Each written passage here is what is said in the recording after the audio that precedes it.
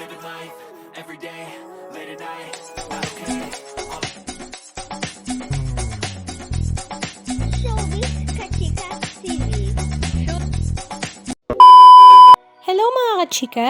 Kinaaliwan nga ngayon ng mag-asawang Ralph Recto at Vilma Santos ang kanilang first ever apo na anak naman ni Luis Manzano at Jessie Mendiola na si Baby Peanut. Si Baby Peanut na nga ang laruan ng kanilang pamilya, kaya naman ang lola na si Vilma Santos ay laging miss na miss ang kanyang apo. Kakauwi pa nga lang ni Vilma Santos galing Amerika, kaya naman ang kanyang apo na si Baby Peanut ay dinalaw nga siya sa Lipa kasama ang daddy nito na si Luis at mami na si Jessie. Kaya naman ang lolo na si Ralph Recto ay talaga namang tuwang-tuwa rin nang makita nga ang kanilang apo. Marami nga sa mga netizens ang napapasana all dahil napakaswerte nga daw ni Baby Peanut sa kanyang mga lolo at lola maging sa kanyang mga magulang. Halika at panoorin natin ang ilan sa mga video clips ganap na ibinahagi ni Miss Vilma Santos sa kanyang social media accounts.